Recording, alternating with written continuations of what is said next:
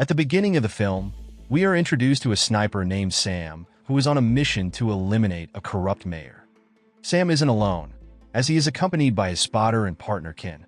It is revealed that Sam and Ken were once part of the British Special Forces, but now work for a private military company. As they wait for their target to arrive, Sam and Ken engage in a conversation about the existence of God. According to Sam, God never existed, and once they die, life itself ceases. Ken, however, believes that God exists and that there is life after death. After discussing this, Ken mentions that he has booked a hotel in Amsterdam for 2 weeks from now. He did this because he and Sam haven't had a vacation together in a long time, and the allure of the women in Amsterdam is irresistible. Hearing this, Sam responds that he can't promise to be there. Shortly after, their target, the mayor, arrives. Therefore, Sam and Ken quickly get ready. It turned out, demonstrators are gathered in front of the mayor's office, knowing full well that he is corrupt and also runs an illegal arms business. However, in front of his own citizens, the mayor shamelessly embraces his wife, ignoring the people. As Sam prepares to take the shot, the mayor's wife accidentally looks in Sam's direction, quickly shielding her husband. As a result, Sam misses his first shot, but Ken encourages him to stay focused and take the shot again. On the second attempt, Sam successfully eliminates the mayor before the two make a swift exit. As Sam and Ken prepare to jump to their extraction point, they spot the mayor's men closing in on them. In the end, they decide to enter the building, taking out a few of the mayor's men along the way. When they emerge, more of the mayor's men are already waiting for them. As a result, Sam and Ken are captured, with no apparent way to escape. At the same time, the police and FBI agents are still on their way to the scene. As Sam and Ken are about to be handcuffed, they suddenly overpower and take out the mayor's men.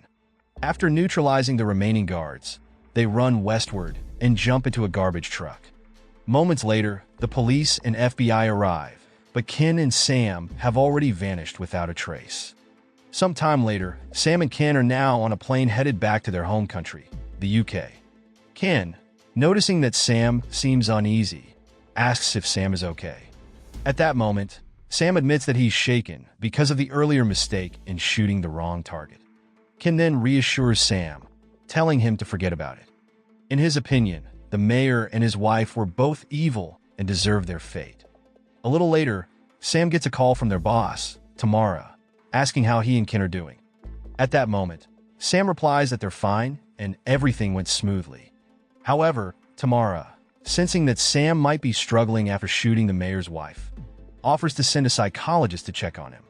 Hearing this, Sam refuses, assuring her that he'll be all right and that she doesn't need to worry. A few hours later, Sam and Ken finally arrived in the UK. At that time, Ken reminded Sam that in 2 weeks, they were supposed to go on vacation to Amsterdam, as the hotel had already been booked. Sam responded that he hadn't yet decided whether he would go or not. After that, they both went their separate ways, heading home in different vehicles. In the following days, Sam was shown jogging in the forest, as it turned out that his house was also located there. He spent his time doing light work, such as chopping wood and other simple tasks. One day, while cleaning his weaponry, Sam received a call from Tamara. However, Sam had stopped answering her calls for some time now.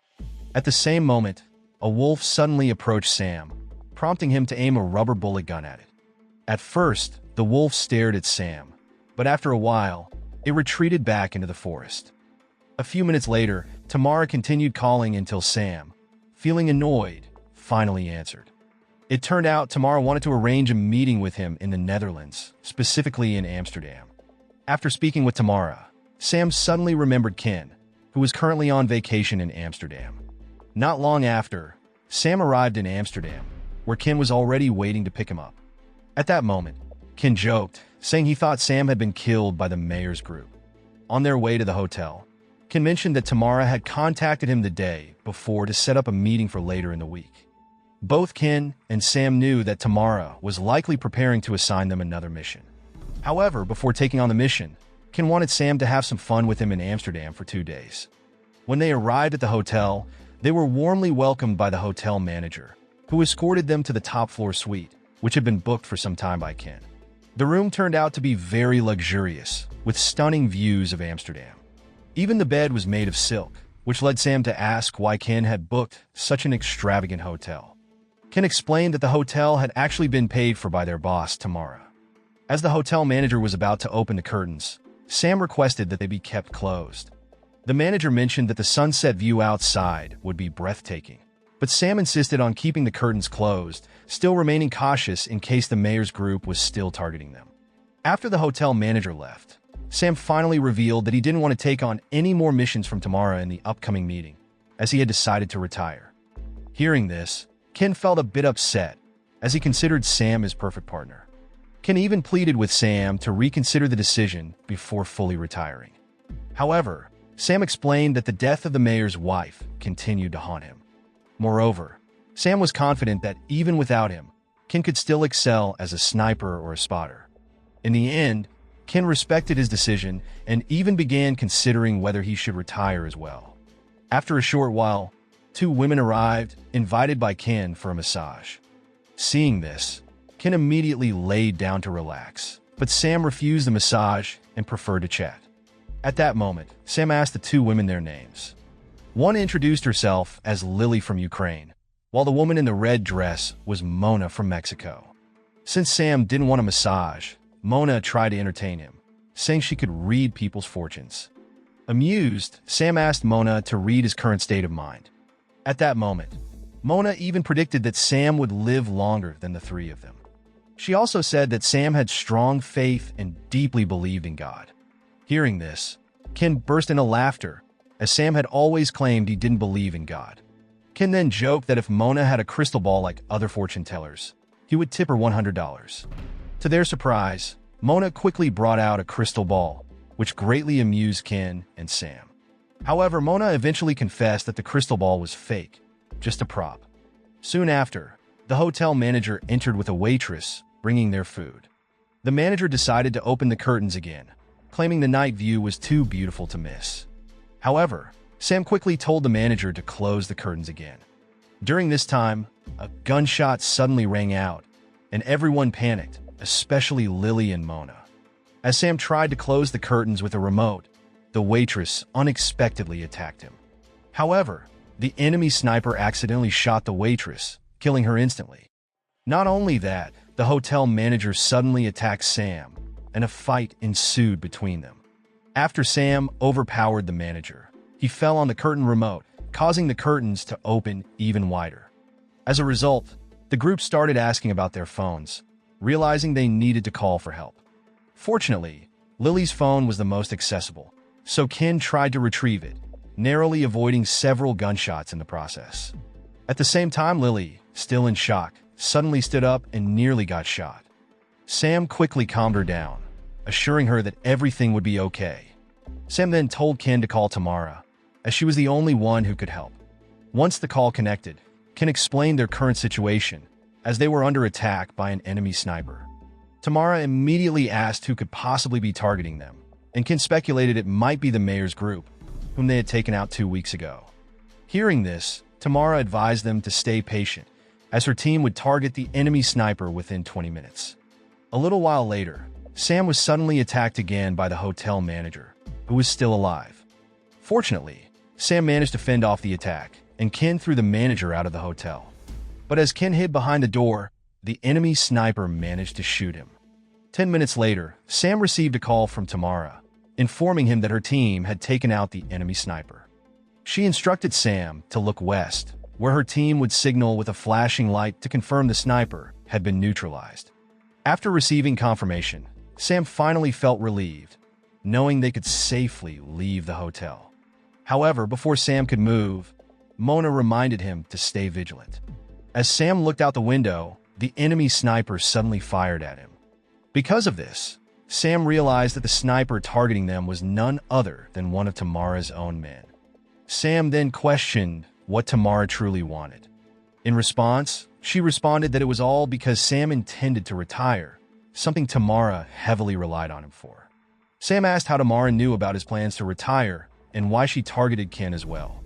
Tamara immediately explained that the hotel had been bugged, and she suspected that if Sam retired, Ken would follow suit.